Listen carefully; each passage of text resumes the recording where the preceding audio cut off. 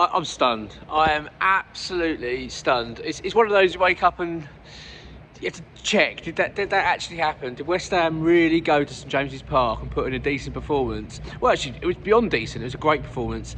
And come away with a 2-0 win. Well, we did. I'm absolutely buzzing, as I'm sure you are. Yes, I'm doing a video, looking the Thames. And do you know what? It's one of them mornings where I've got to say fair play. I've got to say absolutely fair play to, well, first of all, Lopetegui for responding in the way that we did. It was remarkable. He got his tactics absolutely spot on. He went into this game under massive pressure. Let's get it right. I was certain. You go back to my prediction. I said 4-0 to Newcastle. I was so sure that we were in for a hiding. I had no hope whatsoever. I was dreading this game. I've been dreading it for 2 weeks. Really not looking forward to it. But no, fair play, because that was well worth it. I'll tell you what, that was a stunning performance from West Ham. We really dug in. I'm not going to go through every moment of the match, but obviously talk about the sort of main highlights of it. We went 1-0 up in 10 minutes. It was a great goal from Thomas Souček. Beautiful header from a corner.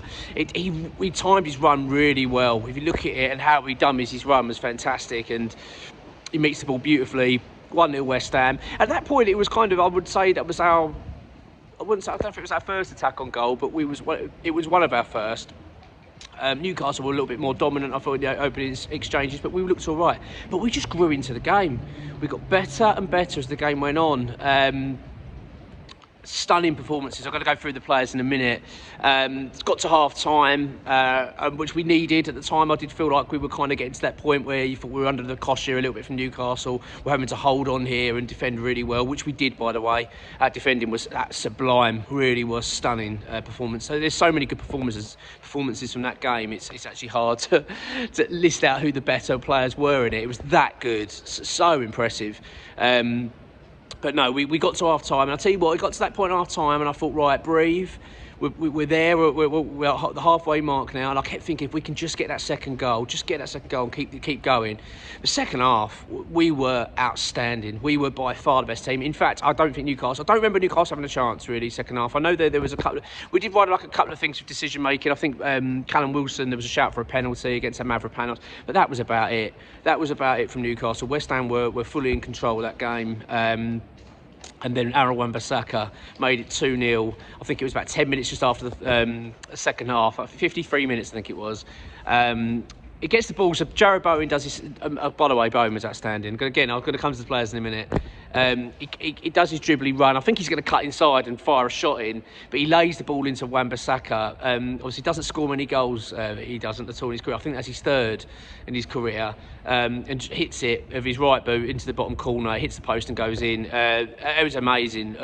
What a moment that was, because I've got to be honest, when we scored that goal, we've won the game. As far as I'm concerned, it was game over. West Ham were we were playing that well.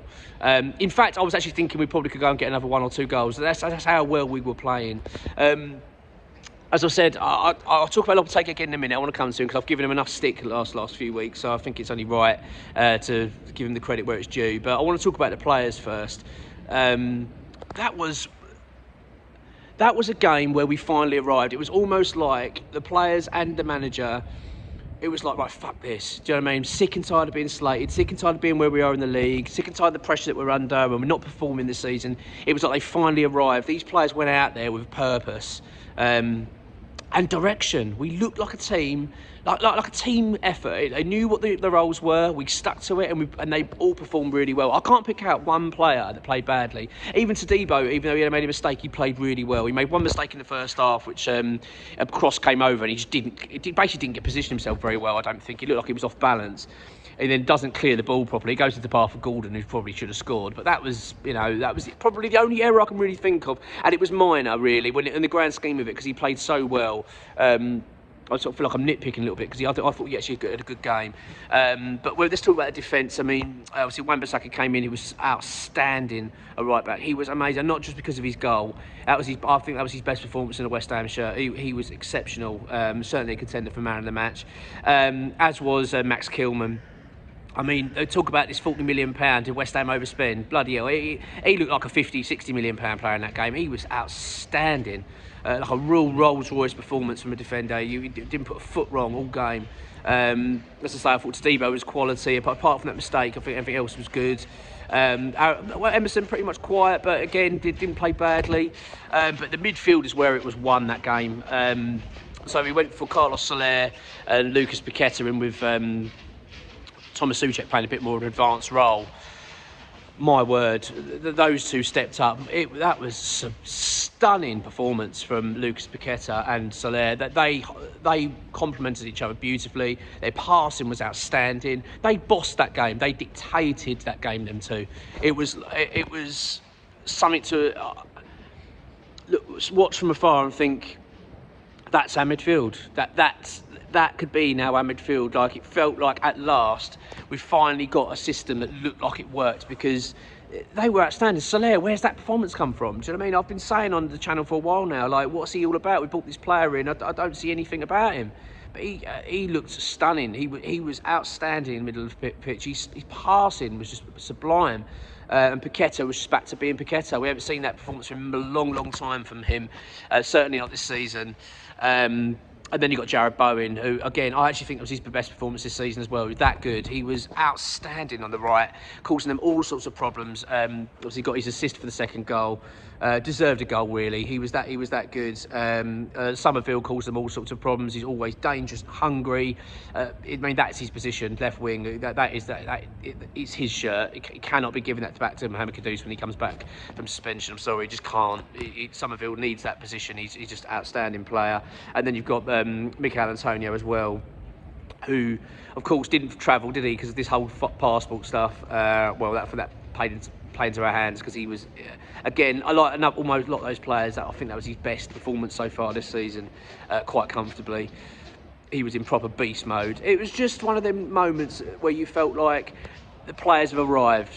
The manager's arrived. It finally clicked. We've been waiting for something to happen all season. I was so sure we were going to lose, and I'll tell you what I've said. I want to give credit to Lopetegui as well, because he went into that game under mammoth pressure, absolutely mammoth, and the fact that he responded so well, got his tactics spot on. Because I'll tell you what, he outdone Eddie Howe all over the pitch in that game. He really did. It was a comfortable win in the end, a comfortable win, and you don't say that often, do you, about going to St James's Park on a Monday bloody night in the winter. That's a tough place to go, and West Ham bossed that game, and it just gives us that lift, doesn't it? It gives us that belief, a bit of belief now. Look, I'm not going to sit here, right, and say, right, that's it, let's forget Lopetegui's situation. He's safe, and that's, I mean, don't get me wrong, he saved his bacon. He'll be keeping his job now for a lot longer because of it. There's no two ways about that.